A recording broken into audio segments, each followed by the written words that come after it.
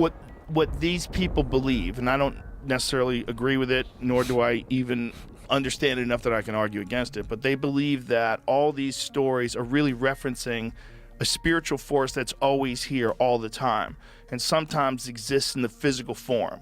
And it might be existing as these things that we keep looking for, like aliens and UFOs. And it might be doing that maybe even to comfort us, or maybe to be more plausible, or maybe to hide the true nature of what they are. So it will present as if it's from another planet. But really what it is some sort of interdimensional spiritual being that may or may not be evil.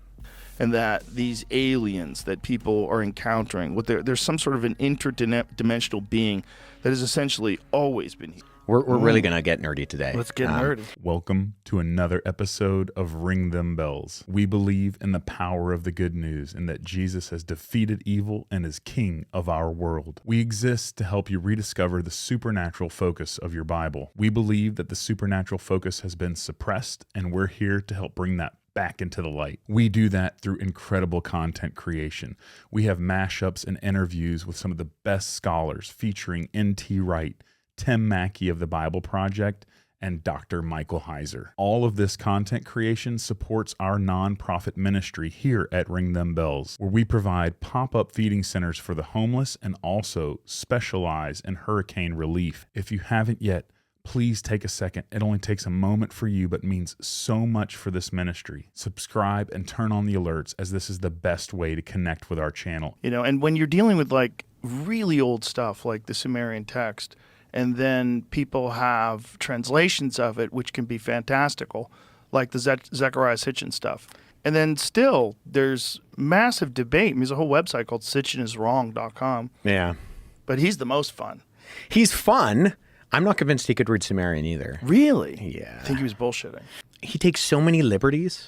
So what about stories that we hear about ancient aliens? Did ancient aliens really put us here? Are they really our creators? Did they give us the technology that we have either now or in antiquity? Are they really the masters of civilization? Does the Bible or any other ancient text really describe extraterrestrials? Does it really describe beings that lived on and came from other planets using technology to get here? Or is there something else going on? I think, as bizarre as it sounds, Ancient Aliens as a show, and shows like it, it's not the only one, have a huge, vast reach into the pop culture. Millions and millions and millions of people have seen not only just one episode, but actually follow the series. And it's really truth by anomaly, and the Bible gets drawn into that because it's an ancient book. It's not the only one, but if I can step in there and say, look, the people who are telling you these things or giving you these ideas, giving you these theories about human origins, they're lying to you. Zecharia Sitchin, who's no longer living, he's deceased a few years ago, claimed to be an ancient languages expert. It's not very difficult to show that he's wrong. I've gone on a number of radio shows and basically just put it this way. How easy would it be to show that Mike is wrong? All you need to do is produce one line of one tablet that has one of these specific claims that Sitchin makes in that source, and Mike would have to go away. Mike is still here. And I'm very, again, you might say confronted, but I'm serious about it. I don't like when people are lied to. Not just about what's the content of the Bible, but I don't like when they're deceived by the content, some narrative that comes from any other ancient text. This one connects to a recent popular video that you just brought up. You said you were watching as we started the video that we put out about Joe Rogan, Zecharia Sitchin versus the findings of Heiser and biblical scholarship. We found through Heiser that many, like Sitchin and Joe Rogan, misuse these ancient Near Eastern texts to promote a flawed ancient alien theory. Let's check this out. Every point in Genesis 6:1 through 4 has a counterpoint in the Mesopotamian Upaolo story. The Enochian material, the material written after the biblical stuff, but before the New Testament, okay, intertestamental, Second Temple Jewish literature, for some reason, and there are academic explanations for this that make sense. But again, the quick version is, for some reason, whoever's writing the Book of Enoch and the Book of Jubilees and some of these other books, the Book of the Giants from Qumran, one of the Dead Sea Scrolls, whoever's writing this stuff knew the Upaolo story really well. And they write their version of Genesis 6, 1 through 4 with the Upaolo story in mind. So this is why Enoch has the offending watchers being sent to the realm of the dead and bound, because that's what happens to the Upaolo. We don't read that in Genesis 6. We only got 4 verses there. You get hints of it a little bit later with some of the Rephaim who live in the netherworld and passages like Ezekiel 32. You get little bits and pieces of it. But whoever's writing the Enochian stuff is really well aware of this. And they preserve the original context for Genesis 6, 1 through 4. So we can look at that and we can kind of know, what they're sort of fishing for, because if we know the Mesopotamian Upaolo story, we can read Genesis 6, 1 through 4 and say, okay, sons of God, daughters of men, Nephilim, before and after the flood. Okay, we know what they're shooting at. But it's the Enoch stuff that adds their punishment. And that's the stuff that Peter and Jude pick up on and winds up in Peter and Jude. I really like that clip. Yeah, I had actually never seen that clip before. That was pretty cool. It was actually fun making the clips for this because I was just like, man, I get to dig through everything and find the coolest stuff because I have tons of stuff saved. So yeah, that was awesome. So first, before I say anything, your thoughts on that clip and the Upaolo connection? Yeah, I think like with the Upaolo connection, Amar Anus was kind of he was the pioneer, right, of that connection. And Heiser, is it in I Dare You Not to Bore Me with the Bible? He has that little article on it's called All Your Genesis Commentaries Are 8-track tapes, right? And then he says that no Genesis commentary post, what was it? Was it 2015 or 2013? Whenever Amar Anu's stuff came out, that anything before that was an 8-track tape, which is I found pretty funny. But yeah, I mean, the Upaolo as the backdrop of Genesis 6, I think is huge. And you can see that all throughout Mesopotamian literature if you read some of it yourself. There's a good little book, I think it was either on the first or second interview that Ron Johnson did with Awakening. He shows this little book, and that you could go watch that. And I can't remember the name of the book right now. I could look it up, but it's got all of like the Mesopotamian stories that kind of parallel the Old Testament, and they've put them there for you of what they think fits together. So I would recommend picking that up and reading it for yourself, because when you read it for yourself, some of the stuff that Sitchin says is just crazy. Like, I mean, and I know he's doing his own supposed translation work, but I mean, when you're reading it for yourself and you look at the ancient lens of what they knew, looking it through an anthropological lens of like what these people knew, like they didn't know about our modern conception of UFOs, like and aliens coming down to like make mutant DNA. Like I think that's just ridiculous on itself. And these scholars like Amar Anus and Dr. Heiser are just great at clearing some of this stuff up. And I hate to see that Joe Rogan on such a popular podcast has kind of fallen into that, but I don't really blame him for that. So. Yeah, and the crazy thing is, I will give him credit to say this for Joe Rogan. He does always quantify it with that this could be a bunch of baloney or something like that. But he's just really, right. I remember that. Yeah, he's just really intrigued by it and he pushes it a lot. But it's I just think it's important because it's like what you said. The people who wrote the Bible had a different conception of the universe. Their cosmology, we just did a whole series on this, was just a completely different view than what we have in our modern Western context. And when you try to force those two together, you're always going to have problems. This is a cuneiform tablet. Cuneiform is an ancient script Mesopotamian cultures used it. It was invented by the Sumerians, and it was adopted by the Akkadians, the Assyrians, and the Babylonians, and a few other civilizations too. Now, some say that we have references to aliens, to extraterrestrials, in tablets like this one. Is that true? Well, let's find out. Now, you're probably most familiar with this idea through the writing of someone called Eric von Daniken, Chariots of the Gods, or maybe Ancient Aliens, the TV show. That show has featured von Daniken in certain episodes and of course featured his work. But the specific ties to cuneiform tablets is something unique to someone called Zecharia Sitchin. Now, Zecharia Sitchin was a well-known author.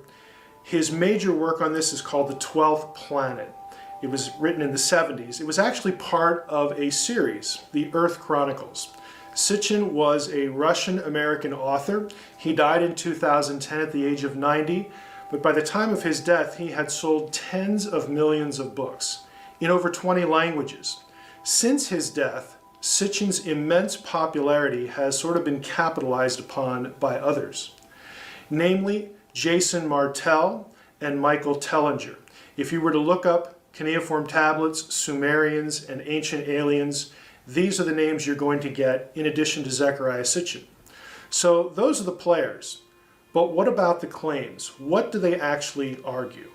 Now, what specifically does Zecharia Sitchin say that the cuneiform tablets say about aliens visiting Earth?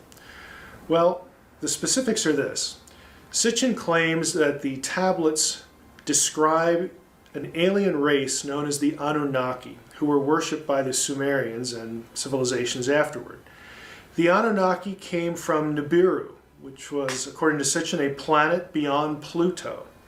Now, this planet, and again, Sitchin claims that the tablets actually tell us this, cycled through the solar system and sort of got in our neighborhood and appears in our neighborhood every 3,600 years. And during one of these cycles, the Anunnaki sort of got off the boat and they visited Earth.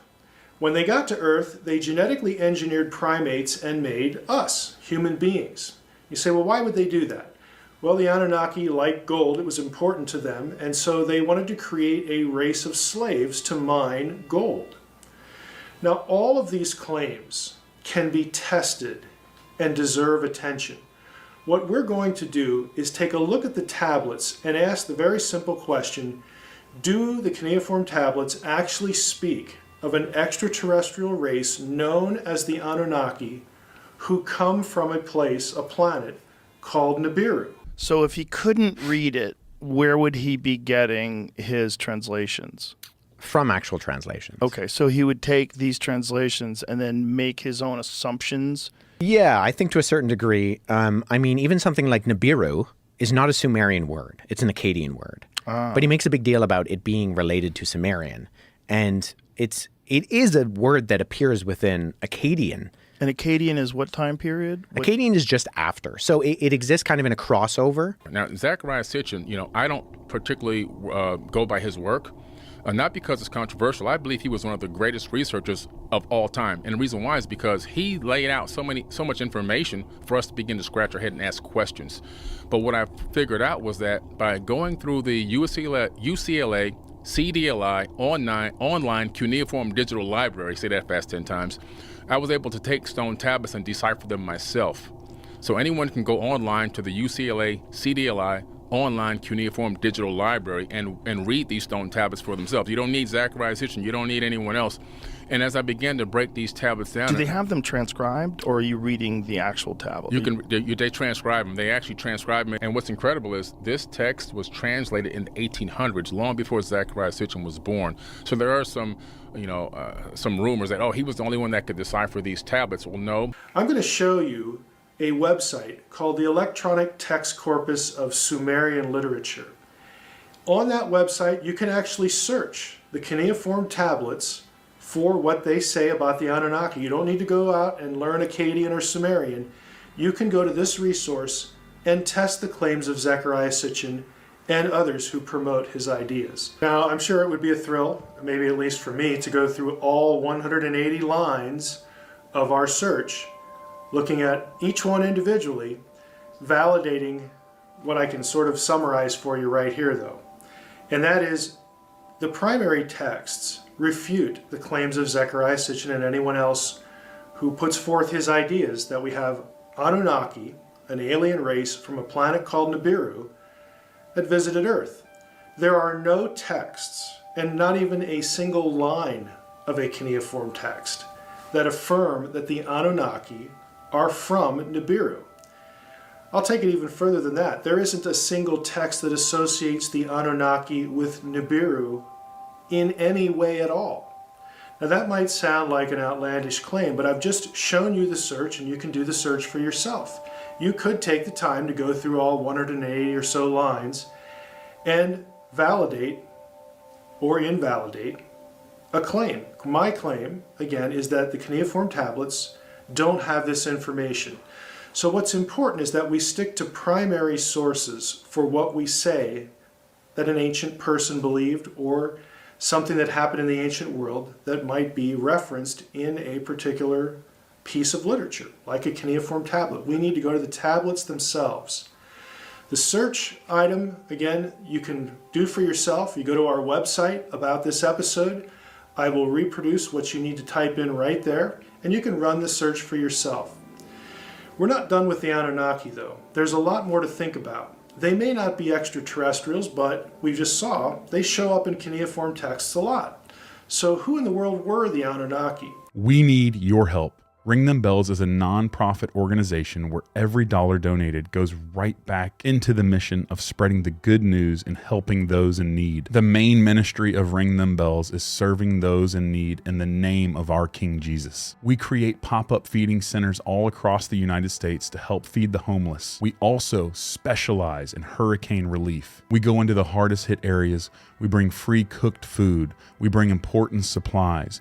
We're going to bring prayer to these people, and most importantly, we bring hope to those in need. And you can help with this. Over the past year, we have fed over 2,000 meals, and next year, we want to double that. We can't do this without your support. Everything we create here and all of the food that we serve is free because it's paid for by generous viewers just like you. If you feel led to donate and join the mission with us here at Ring Them Bells, click the Give Butter link in the notes and comments of this video. For anyone who donates monthly, we want to say thank you. We're going to mail you out some swag. You're going to be joined into our exclusive Bells Angels Club, where you'll get swag and exclusive content that no one else gets. If you can't support us financially, please continue to like and share the content, as this helps us so much with spreading the good news about what Jesus has done for our world. God is growing this community in ways that I could never imagine, and I am so grateful to be a part of this with you. We are literally just getting started here, folks. Stay tuned. The beginning is near. These figurines that you see are put forth by ancient alien theorists as being examples, illustrations, depictions, idols of the Anunnaki. You'll notice that they are reptilian in form, they are lizard-like, and so the claim is that the Anunnaki were reptilian aliens. Now, these figures are actually very well known to Mesopotamian archaeologists. They are not a mystery. There are many publications about them. One such publication is a book entitled Beyond the Ubaid, and in this book there's a specific chapter on these figurines. The chapter is entitled A Snake in the Grass, Reassessing the Ever-Intriguing Ophidian Figures. Ophidian is an academic term for serpentine or reptilian. Now I want to read a little bit of this article to see how professional Mesopotamian archaeologists who are very familiar with these figurines, what they actually say about them. 25 figurines were discovered at the site of Ur. 2 of them come from a house in Pit F, dated to the early Ubaid period.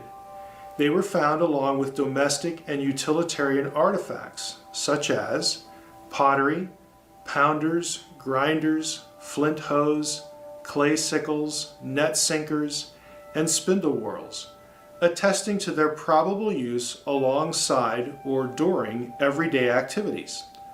Other later Ubaid figurines from Pit F were found in loose soil, in rubbish strata, mixed with Ubaid pottery of earlier phases.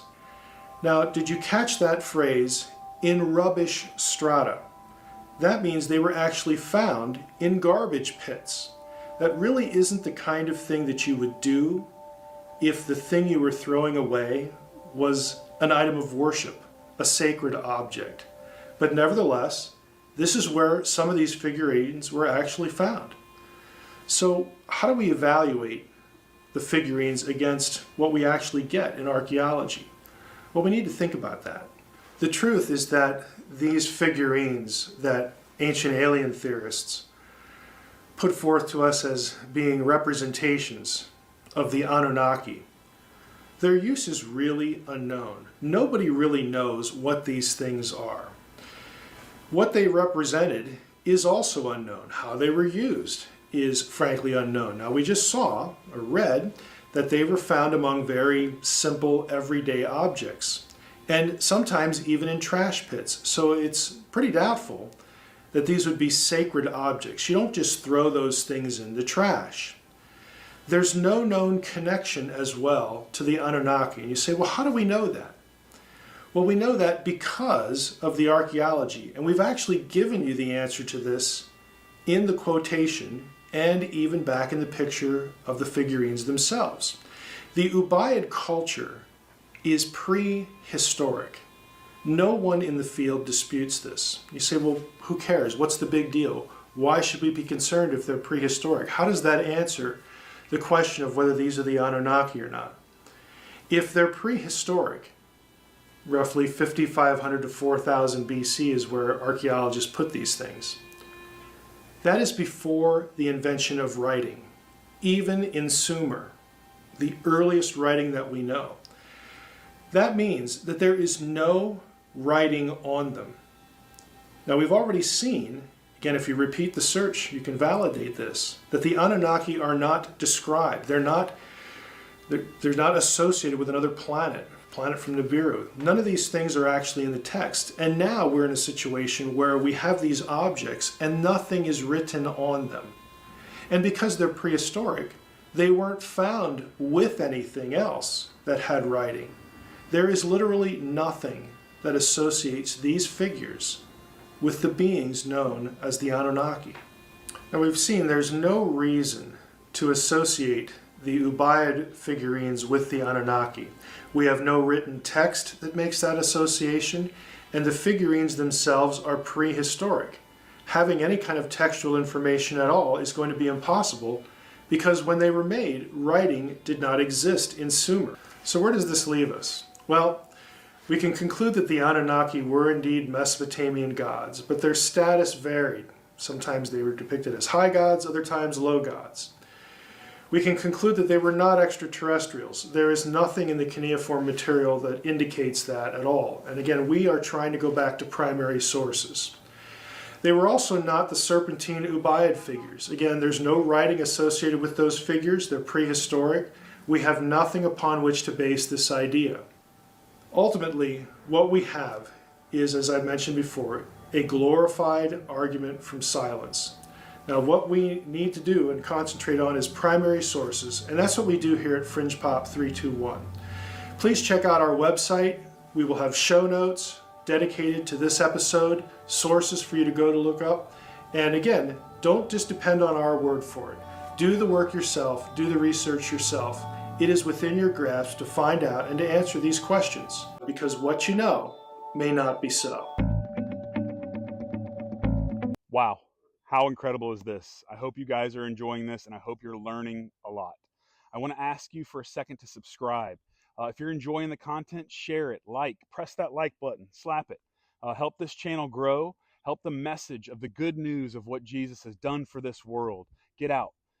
You're a part of this community with me. I always say we, and really it's just me behind the camera, but I've got you guys as support, encouragement, and you're here for the ride, and I'm so grateful for you. So thank you for subscribing, thank you for liking, thank you for sharing the content, and thank you for being a part of this journey with me. Let's get back to ringing them bells.